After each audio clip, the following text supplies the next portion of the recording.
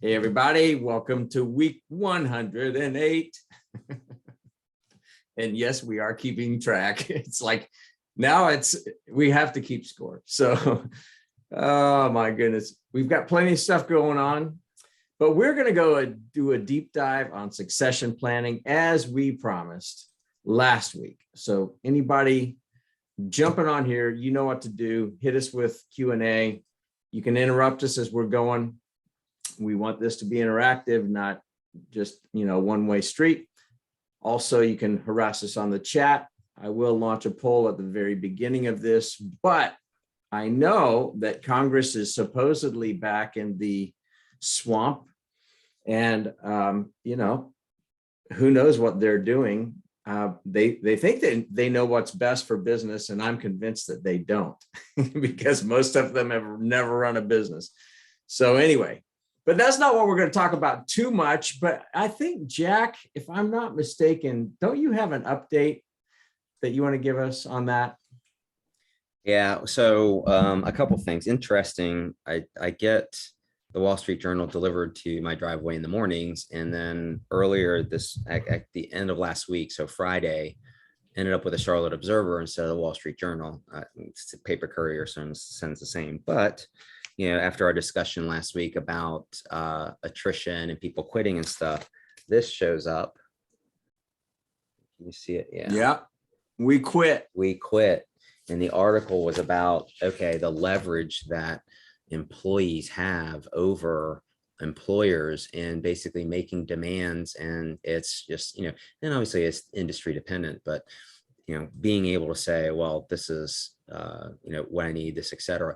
I've also heard of prospect employees when they're job searching, the job search starts remote work, Charlotte, North Carolina, and then industry kind of thing. So it's become more of a focus and more of a priority in remote work, and then understanding kind of the parameters of what is no longer a typical workplace environment of having hybrids of people working from home or otherwise, which goes back to, do you have the ability and the desire to offer that to others, and the consequences of doing that and not having people in the office, whether it's a mentor-mentee relationship, whether it is just, camaraderie, where, whatever it may be, peer relationships, for me to be able to walk down the hall and talk to, people on this call have met Stephanie Daniels, our wealth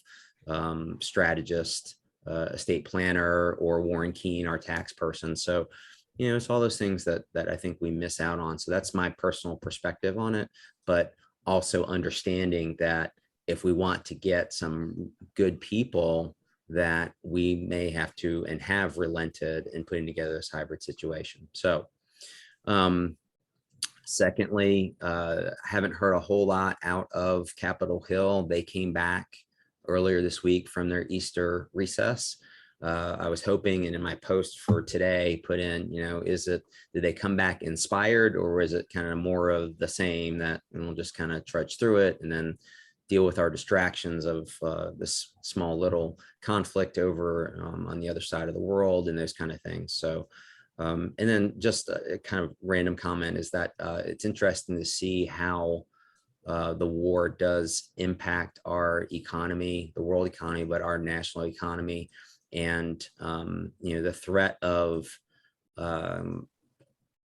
us getting more involved than we already have been, but rather than the kind of the rhetoric, but actually sending money and arms and other things directly into kind of the hot box of things. So, and I think that will have a ripple effect on businesses and all the other things that we've experienced with supply chain and everything else, because the world is very reactive, one thing on the other. So, well, that's a long-winded way of saying that there's a lot of unknown in the market, and to the extent that we can bring some clarity at this point, we're certainly happy to do that. So, to Gary's question at the front end, if there's things that have been on your mind, because there's a lot of things that we could talk about, just hit us up, and we're happy to share our opinions, and our perspectives, and what I would call, or my kids call, a dad theory, and as you guys have come to know, Jack theories. Yeah. I think your comment, your opening comment was really interesting, because we had a long discussion with our Q2 planning session for our leadership team at BGW, just talking about that whole thing about, you know, what's changed in the last 2 years. We had to work remote. We were fortunate that we could, but man, it's really tough to maintain a healthy culture and that mentee relationship when you're bringing in, you know, interns and stuff like that. And I was talking with a client this week about it. And they've, you know, they have a lot of people out in the field. They have kind of this in the office, in the field kind of situation.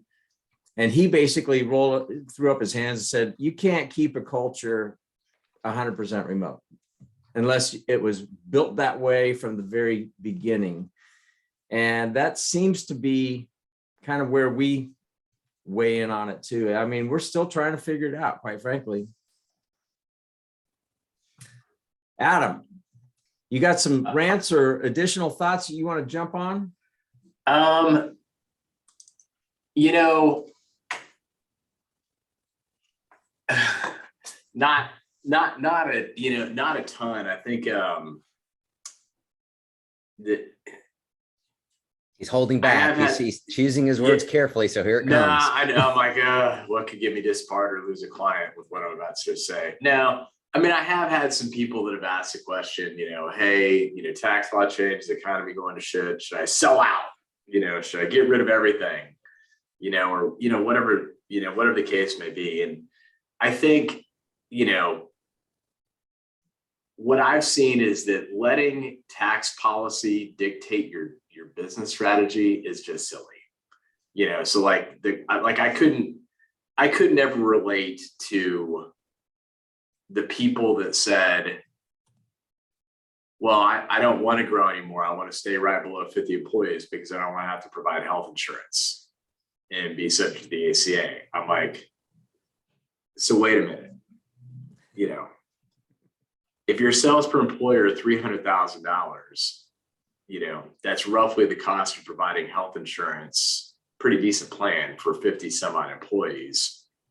You know, you add 2 employees, you're already in the money. It's like, but you're not going to do that. That doesn't make any sense to me. You know, I don't want to grow anymore because I'll be in the next marginal.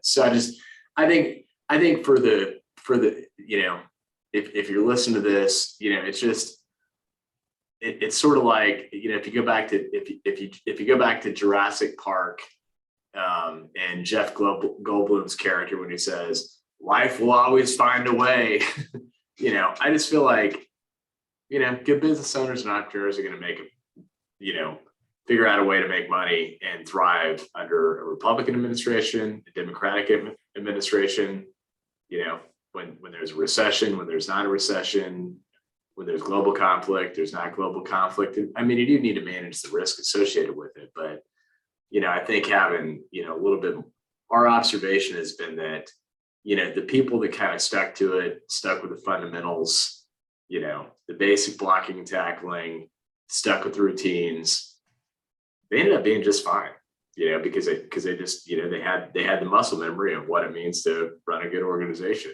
you know, versus going into, I'm on fire panic mode. Oh my God, I got to provide health insurance. I'm only picking on health insurance because that was one of the more recent examples of someone who said, I'm going to artificially limit my growth so that I don't have to do something that the government is imposing upon me.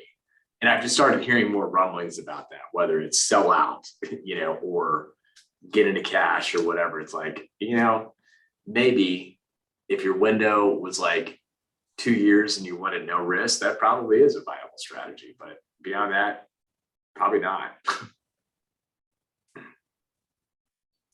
Yeah, I really like your perspective on that, because, and it comes down to mindset and it comes down to your why, right? I mean, why are you in business? What's driving you? What's your end game? Which, hey, guess what? We're going to talk about that today because it's about succession planning. And it's not just about what happens if I kick the bucket or when I do.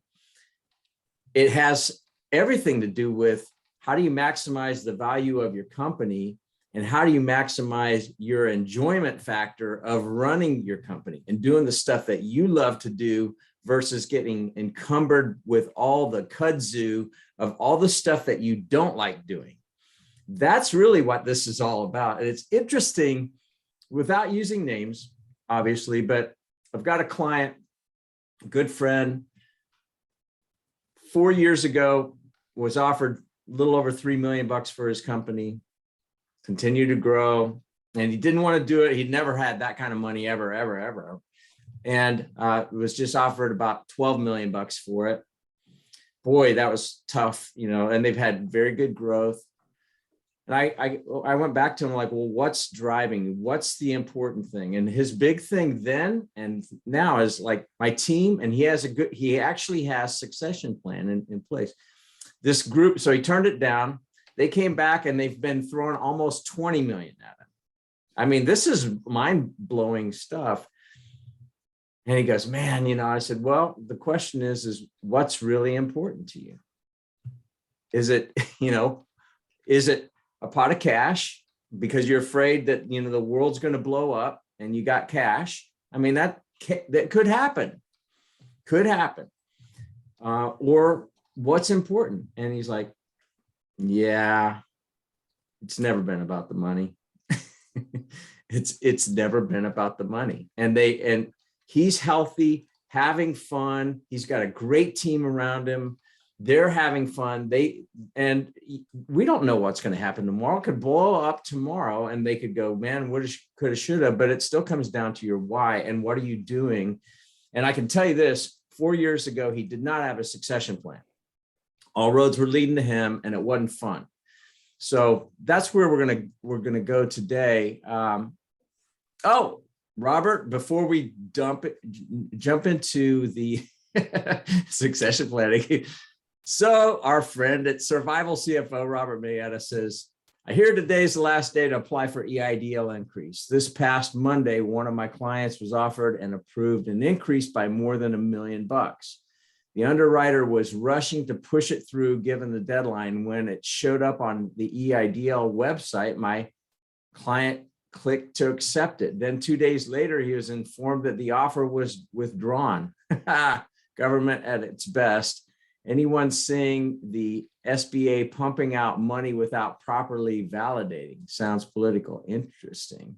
Yeah, I mean, it was just a call that I was just on for people that will remain nameless. I mean, when I say pumping out money without validating, I mean, they've got real math, that sits behind it that they're supposed to be using to vet these things. But we've seen some pretty massive approvals that correspond very similar to what Robert just said. So if you've not applied for an increase and it's something that you're thinking about doing, then I would do that. Yeah, and I would say that I've seen, and there's been talk of this, is that reallocation of money and taking it from one pool that as things kind of wind down, it's like, let's move the money over here. And that it corresponds with, potential increases for the restaurant revitalization fund or whatever they're going to call the next permutation of that. And so, yes, there's been, in order to fund other initiatives that are part of what is in front of Congress at this point, or may become in front of them down the road as far as their budget and intended spending, they are always looking to pull from other places where there seems to be some stuff left in that bucket. So maybe that this individual got caught up in that whirlwind where they had already started siphoning off money and got to a point where they had a stop point that was then passed after they said, yeah, you can have the money. So maybe that's why it got withdrawn. But it doesn't surprise me that, when you get towards the end of a program that, it maybe stops earlier than intended. And so, and we've seen that with other pots of money that have been offered by the federal government, state government, local governments as well. So. All right, so we're going to go back to succession planning because I know that was a pretty hot topic last week. And so I'm going to launch this poll just to see where the audience is, knowing that some of you guys answered this poll last week when we were contemplating doing this. So I'm going to go ahead and launch this poll. Here's the question. What best describes your particular situation? This will help us to kind of guide the direction. So if you would, please vote. First one is I'm going to let somebody else sort through the rubble once I'm gone, basically the head in the sand, and I'm not going to worry about it.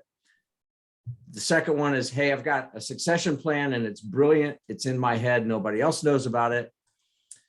Or I think they should know it, because people read my mind really well. The third one is I know I need to do it, but either I don't know what to do, so I haven't done much with it, or I'm in the process of actively doing my plan with advisors, great, or I've got it completed. And not only do I have it completed, but key members of my leadership team know the plan. So let's give it just a little bit more. If you guys would, we got about 50% participation. We're up to 57%. Let's see how close we can get to 100. Come on, y'all. Let's see where we're at. All right, 64%. Let's see if we can get to 75%. I wish I could do my Kansas auctioneering skills, but I could never. I could never talk Let me hear one more. Hey, whatever it is. Like, I don't actually know what they're saying. Yeah. Yeah, Yeah, that's about as close as we could get on the bench, riding the bench at a baseball game. Okay, cool. 71%, not bad. All right, so this is pretty good. I'm shocked, and either somebody's really good or somebody's lying about having 20% of us that have answered have it completed and the key leaders know the plan. Well, if that is a true fact, congratulations, that's a big deal. And I hope that whoever answered that has been able to say, yeah, life is a whole lot more fun, because it usually is. And good on you, those that are in process of actively doing it, and those that need to know that you need to do it. All right, this is a guilt-free place. We're not going to heap shame and guilt upon you, but what we're going to try to do is give you some active things that you can do, one bite at of the elephant at a time, because it is overwhelming. And you can't do it overnight. It's just like, I met with somebody this morning and she said, yeah, I decided I was going to sod my yard. And I figured I could do it in about 3 hours by herself. I'm thinking, what? It took her 3 days. So anyway, no, I mean, this takes time, but one bite at a time. So I'm going to share the results so you guys can see it, just like what we just talked about. I'm going to stop sharing. So knowing what we have there, where we've got a mix, we've got 30% of the people saying, I know I need to do something. About 50% of the people saying, I'm actively doing something about it. And 20% of people saying, hey, I got it done. And my team actually knows what to do and where we're going. So jump ball, I'm going to throw it up to Adam and Jack as to, let's talk about those that know they need to do it, don't know where to start. Let's start there. Who wants to go first? I guess I'll go first. It's a matter of organization, and I think that it comes from, and everything else stems from there.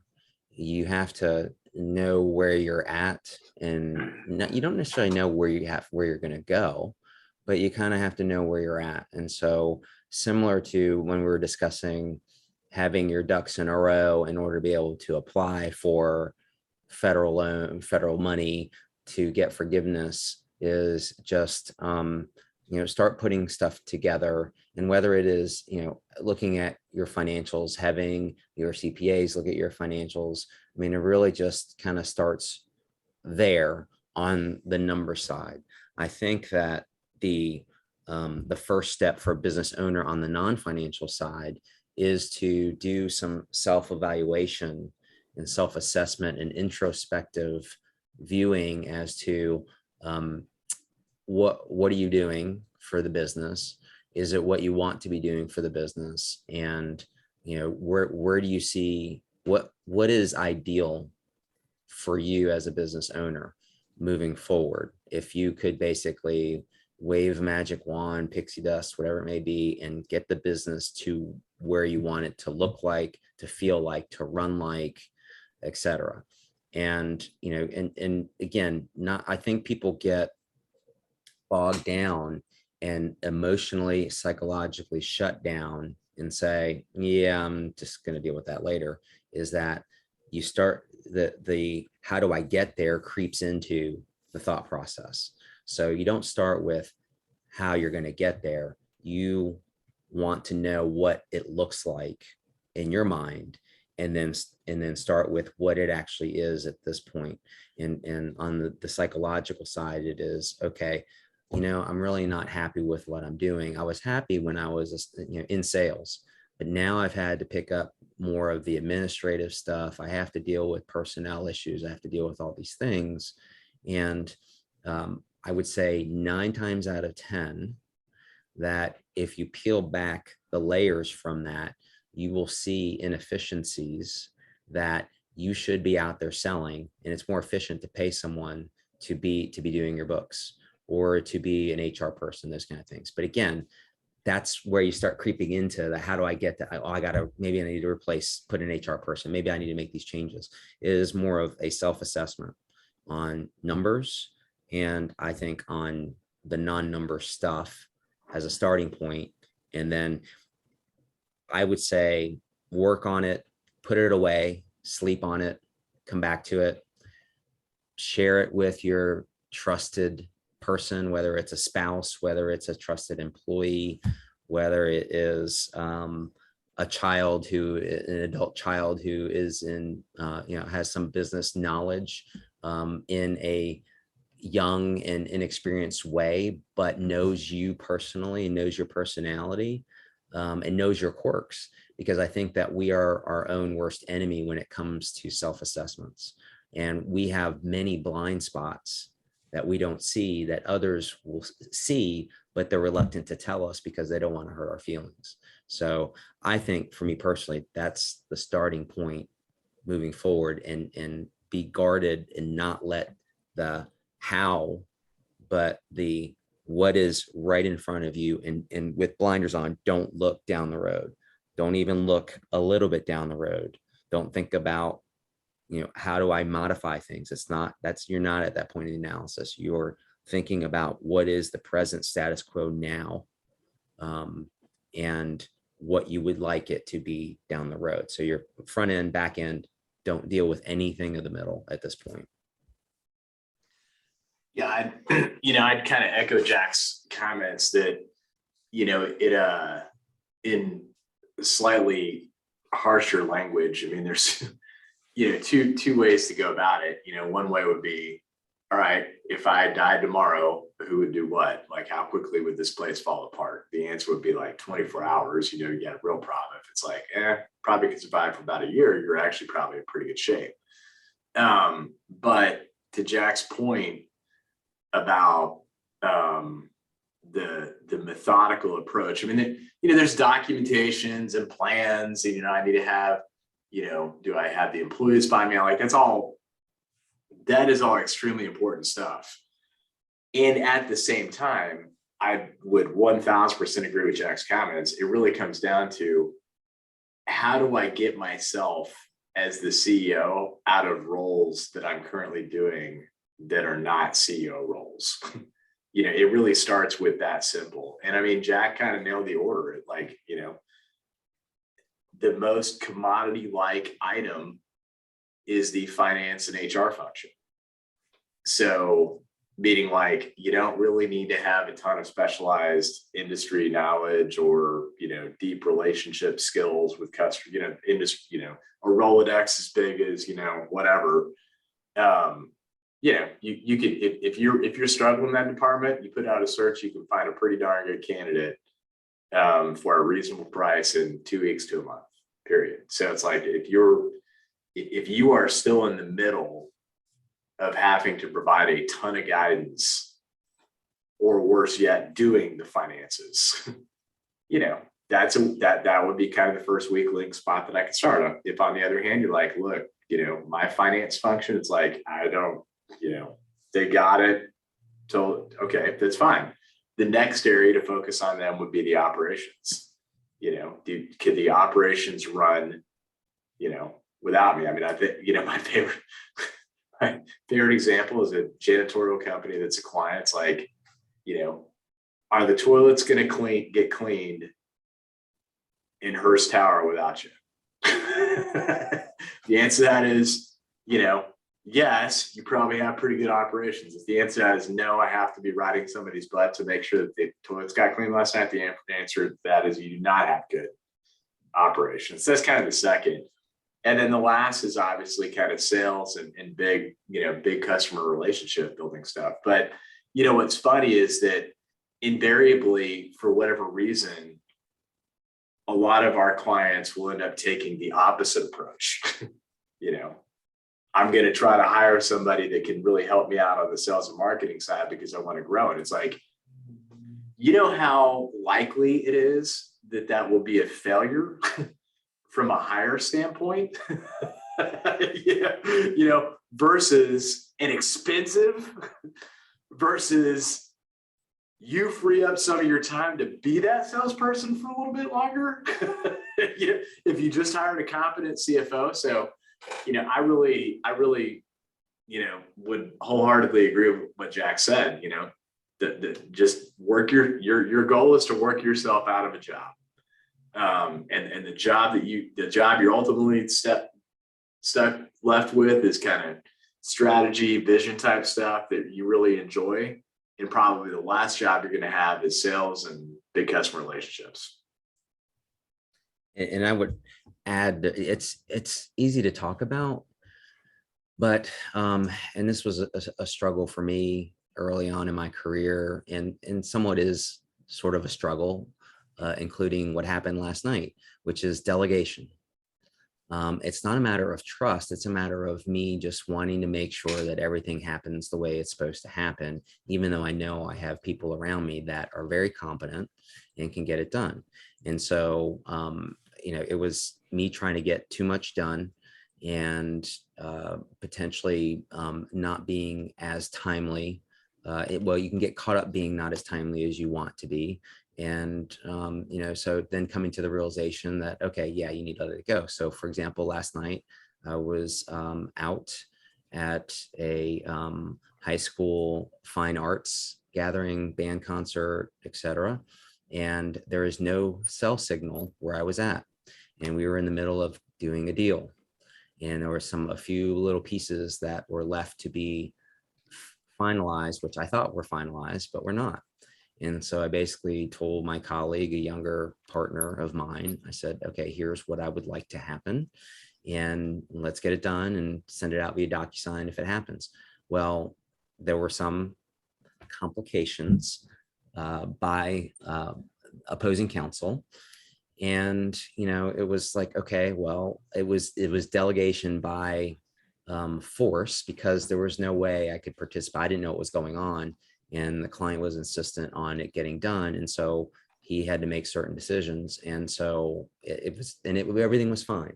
But, in that moment, I came to the realization that if I was available, I would still be micromanaging the situation, when really it should have been my junior partner that was doing it. But I'm like, okay, I want to get this done for the client. I'm just going to take it. I'm going to run with it. And we are going to sign that thing, And so, but it's just kind of interesting that we're talking about this today, because it happened within, 24 hours that it was, a forced delegation, but I have a propensity to not do that. business owners are the same way. Officers of a company, whether it's not your own company, but you're running a company or you're a CFO, et cetera. It's okay. I want to make sure it gets done. Part of it is so it doesn't get screwed up, but also because you feel like you have a responsibility to make sure that it doesn't get messed up. So why take the chance? But at the same nanosecond, it's going to be fine because the person who is handling it is 110% capable of handling it in your stead. So again, interesting psychology, and it's, there's no shame in it. It happens all the time, but it's something that you, and like talk about blind spots. It's like, oh, well, why are you doing that? Well, okay.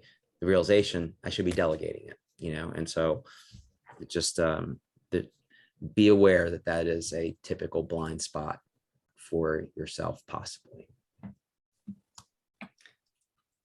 One of the things that I think is interesting that seems to be common, especially around founders that started something from scratch, got it off the ground, you go from all roads lead to you, then you keep growing, and then you still have too many roads leading to you.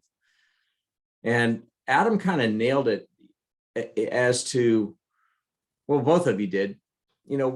What do you want to do? And what happens if something, happened to you? And I'm not saying that you just got hit by a bus, but you had to fly, across the world to deal with a family member or whatever, and you're out unexpectedly. How do things keep going? That's one thing. Do you have things in place? And the second thing is if you think about it, instead of, well, my succession, like, am I going to sell? I don't know. Am I going to transition it to a family member? Am I going to transition it to a key employee? We're going to look for a merger of equals, if there is such a thing. I don't believe there is, but you don't even necessarily have to go there. Start with something like, am I doing the stuff that I love to do? And if you love having all roads lead to you, just realize that when somebody, if you want to sell at some point, or Johnny, your apprentice that you're raising up wants to buy it, you're going to take a massive haircut on the value of that company when too many roads lead to you. And I think it does come down to, communication is an important thing, but introspection on what is important to me and what do I love to do. And don't hamstring yourself by saying, well, this is what a CEO does. I've talked about this before, but Casey Crawford's running a huge company. Well, one of the things he loves doing is he likes picking out the merch, and they have pretty cool merch, Well, most CEOs don't do that. And he's got an entire marketing department, but that's what he likes to do. Let him do it. He's not, messing with all the dials on other things, and he's still doing strategic things, but you got to give yourself stuff that you like, that's freeing and playtime for you, that you enjoy. Otherwise, why kill yourself to do this? There should be parts that you enjoy. Adam, I'm curious. I know that you have taken a ton of clients through this. I'd be curious if you can think about, I'll give you kind of a two ways to go. One would be, what's one of the coolest success stories that you can think of somebody that was like, man, I don't know what to do. And you've hit them up with what happens if something, bus hits you, who's going to open up the doors tomorrow, that kind of stuff. Think about a success story there, or another situation where, well, let's go that way rather than complicate it. I like that success story because I'm sure you've got something that's in mind. Yeah, I mean, you were actually just out there the other day. One of my favorite success stories around a guy who really didn't have to do anything because he's younger than me, is Brian McManus at Hoopog Rating. Yeah. I think he started, really focusing on this as a thing based on some conversations that we'd had about, I asked him just a flat out question, how many people report to you, Brian? And he's like, everybody. And if you don't know what Hoopla Grading does, they do, that's it. They do grading, curb and gutter and stuff like that, primarily for big, residential tracks. So like, at a pretty substantial company with, 150 some odd employees at the time, a bunch of heavy equipment, Brian literally was still keeping the maintenance schedule. Wow. Like that's how, that's how in the weeds he was. And that was, I think he probably started work on this problem actively in 2017. It's now 2022 or 2022. I mean, you were out there, Gary. How would you describe him? Oh my goodness. I wish I could show you, because I've got photos on I was blown away. And you got to remember, I was a branding guy early in my career. And so I was blown away. They've got a 40,000 square foot facility, including an amazing podcasting studio. I was extremely jealous of that. But everything was done so intentionally. They also have one of the most amazing workout facilities I've seen. and the sled, it has 2 bulldozers on the side of it. It's just awesome. And they have 3 Caterpillar simulators where their training facilities are amazing. But the guy that Brian brought in from Martin Marietta is a guy named Brandon Lindsay, who had no experience in that business, even though he was in aggregates and stuff like that. And they're both very visionary people. But Brian went to Brandon and said, I need the stuff that you're good at. I would love to have you come in. And basically he's his right-hand guy. He's functioning as COO, but he has all these complementary things that, and Brandon said, yeah, I can't go to a job site and see it like he does. Like Brian can see everything that's wrong, everything that needs to be moving. He can visualize it. He knows that business extremely well.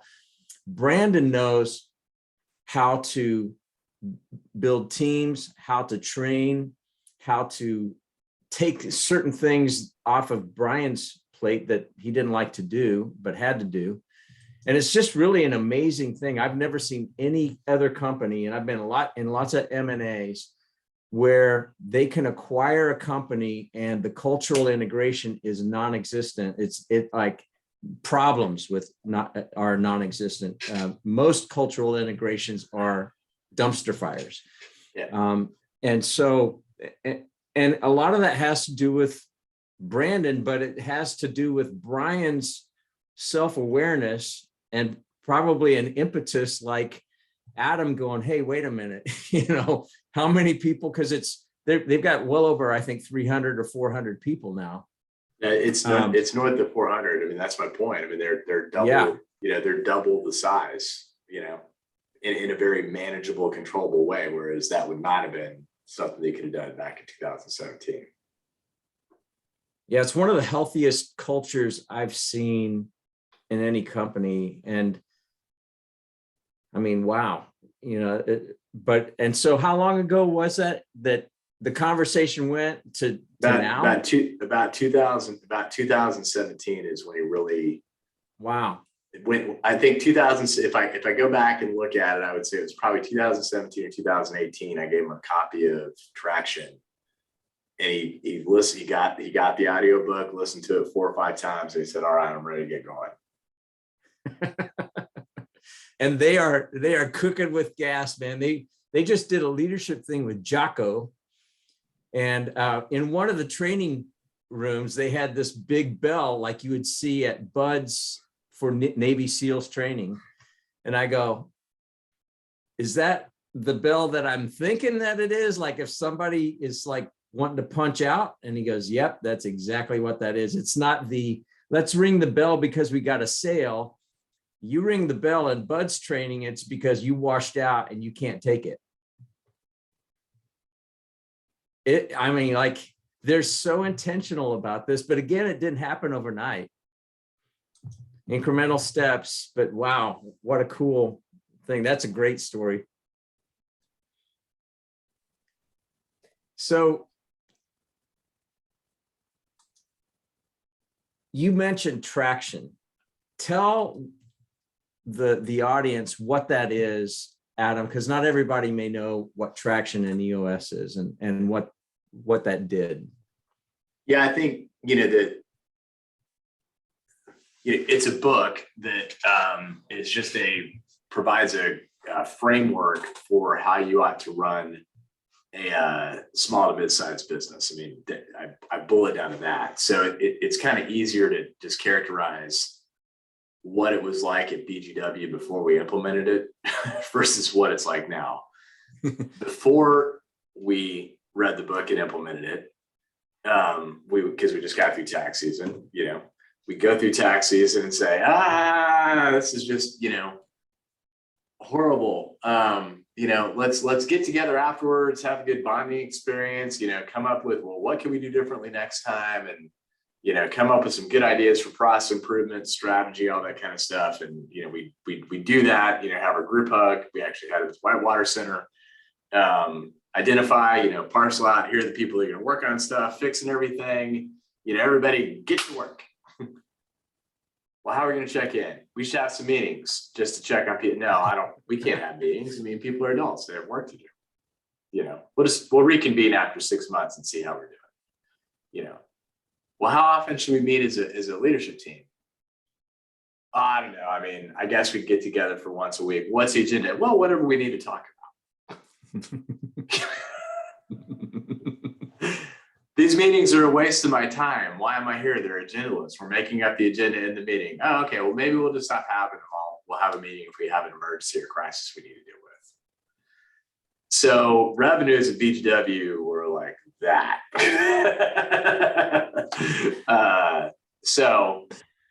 It was chaos, just absolute chaos. Nobody could make any decisions. We weren't making any progress. We implemented the system, which is basically prescribes a way to set your strategy, set goals around, making that strategy happen. And then, ultimately it boils down to having a weekly meeting to make sure that you're on track with it. For a different purpose, I was writing down some results for a meeting that we're having tomorrow. And, our story is actually very similar to Hoopah's, that we have over doubled in size since implementing the system in 2015. So it's 1.5 times, 2.5 times the size we were when we implemented the system in 2015. So that just, that I give 100% credit to the ability to having a framework for making decisions and making stuff happen. Even if it feels like sometimes it's slow, it's very methodical, it's very methodical progress. But again, it's just a way to run a company. And see, that goes to what we've been talking about with like introspection. I mean, you took the time, you made the effort, so invested in yourself in a non-billable fashion to be able to, to improve. And so we're talking about blind spots. I think that, it would have been very easy for you to have said, well, this is what I think should happen. I mean, you went with outside materials, third-party materials. I'm sure you probably talked to advisors, and it was a collective effort. It's kind of like, I say that in my shop, if you take an issue and ask the attorneys, ask the staff, ask our office manager for their perspective, you're likely going to get different perspectives. You may end up at the same place, but it's kind of like there was a show on NBC. It was a police show, and it was there'd be a scene like a shooting or something, and then you'd get like the initial angle, but then they would rewind the tape essentially, and then after the first commercial, go at it from a different angle, and you would see things that you should have seen, but you didn't see because you were at a different angle on the other side of the street, etc. So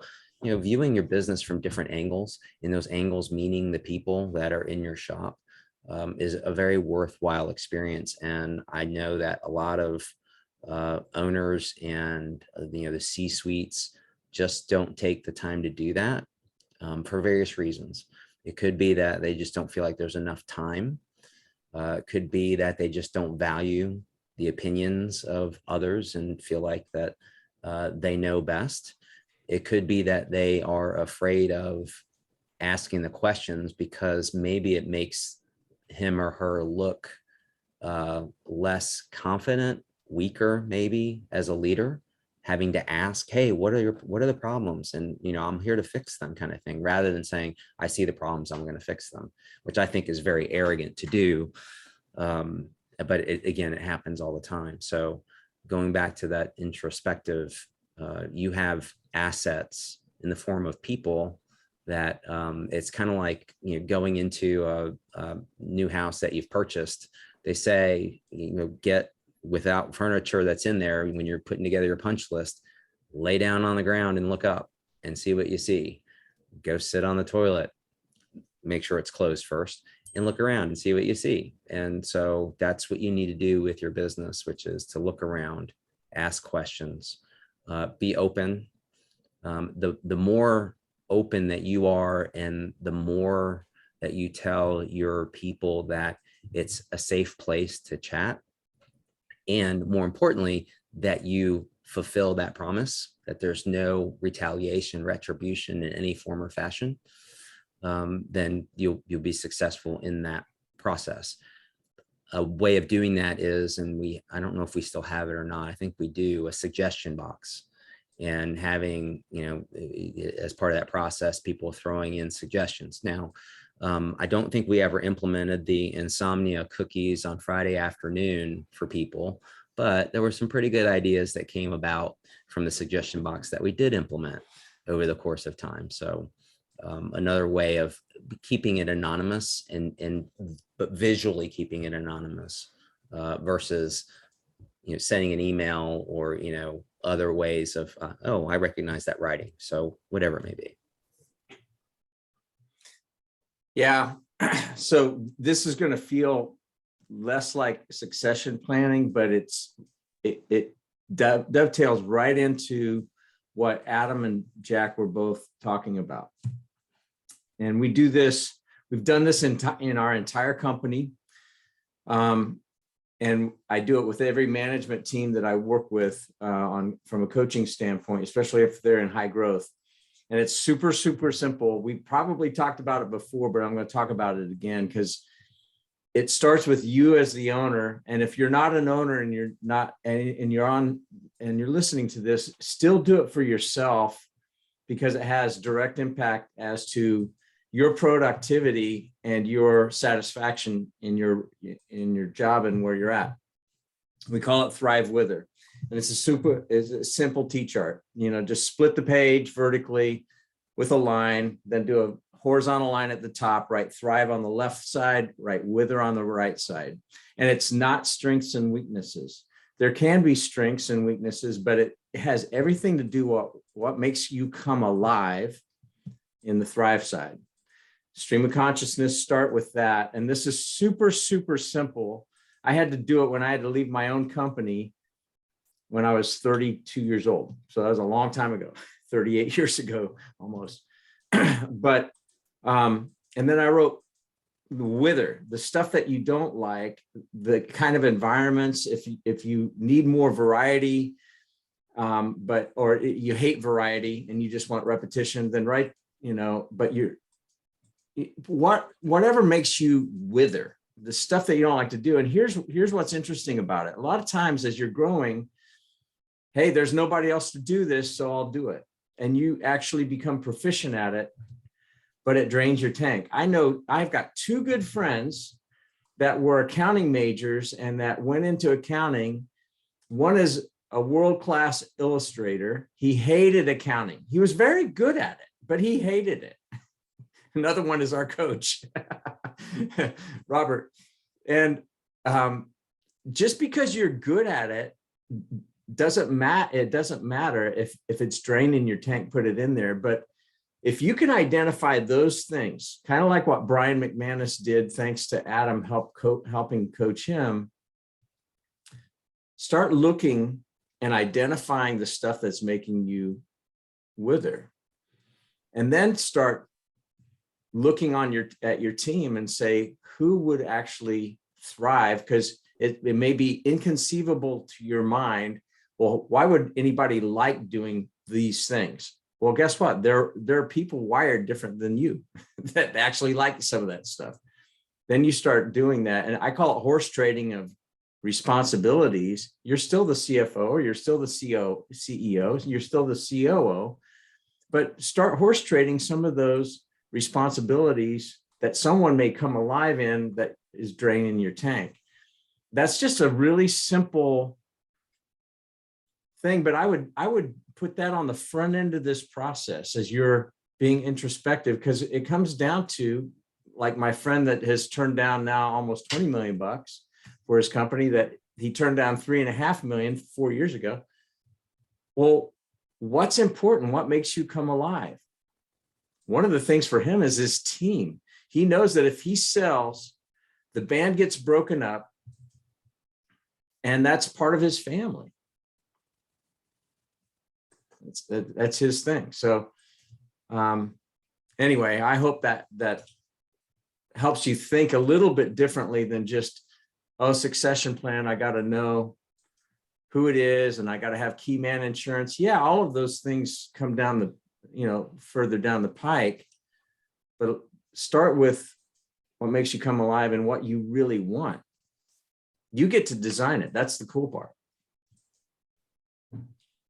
I go off on a little bit of a tangent to something that came up recently, which is S corporations. We kind of discussed this previously, but it has reared its head again, which is that maybe years ago, it was the thing to do, which is set up an S corp, new business or kind of growing business. It's an S corp, easy to manage.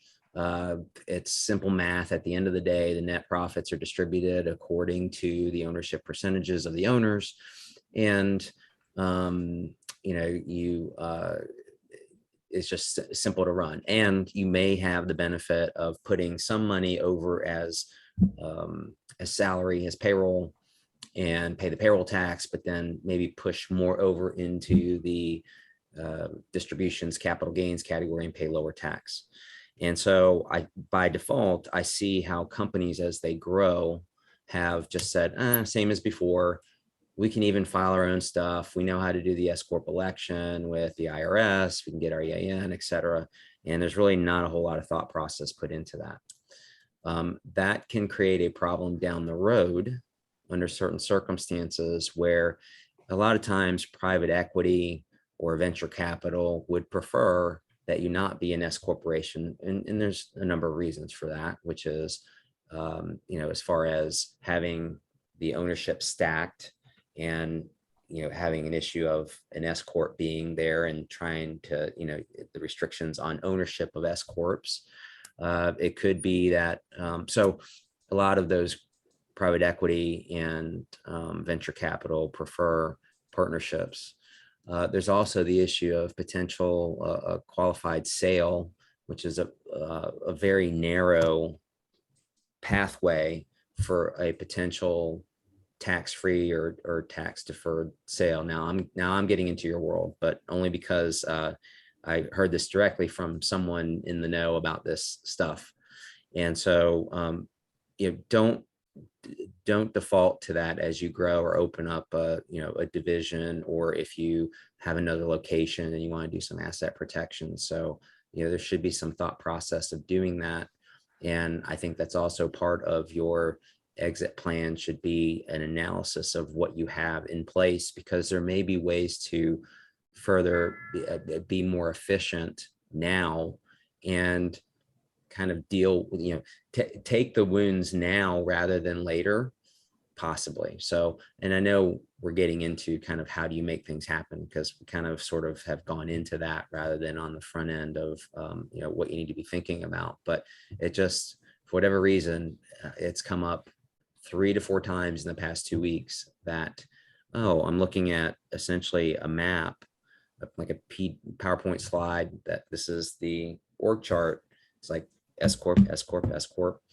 And in one instance, there were 4 new entities being formed, and I was informed that the S Corp election potentially is in process. And I said, immediately call your CPA and tell them to hold off on doing that until we have a further discussion as to the reasons for these new companies and what they're going to be doing. And if there's no one earning any wages in that company and it's a holding company, you may not want to be an S corporation because you don't really need to be.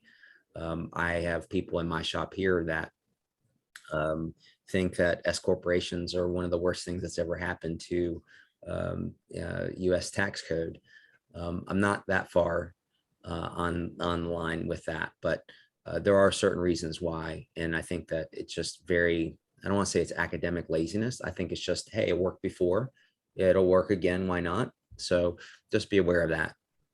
So that was my little tangent on planning. Good stuff. So our audience, besides the polling, has been pretty quiet, but we did get a good question from Robert and point. So thank you for that, Robert. Anybody else out there has a burning question before we wrap it up? We will put this up on the BGW CPA YouTube channel later on today, as we have the other 107 weeks. So, and next week is going to be really fun. I've got a special t-shirt, and that's all I'm going to say. I got a special t-shirt for next week. So, all right. Last call. Last thoughts from you, Adam or Jack, something that you want to accentuate? No, never too soon to start thinking. I would say if you are still looking for money, that there continues to be like local dollars that are out there that and I do work with Centralina, which is a quasi governmental entity that helps run different funds as far as the administering of who gets things kind of. And so I see things still being processed by them. So every once in a while, just take a look and see what's might be out there in this community and other community, maybe industry specific as well. So don't give up. It's worth Googling that in between, sliding around on Facebook and Instagram and other things. Cool. All right. Well, thank you everybody for joining us. We appreciate it. If you know of anybody else that is wondering about stuff, or they're afraid to call their CPA, and if they're a client of ours and they're afraid to call us, then we need to deal with that right now. But you can get some great advice, great questions that we've been able to answer legally as well as from a CPA perspective. So this is a good opportunity. So we'll plan on being back at the same time, same place, same bat channel next week, 11 o'clock. Thank you guys for joining us. Have a wonderful rest of the day and rest of the week. Thanks, guys. All right. See you guys. Bye-bye.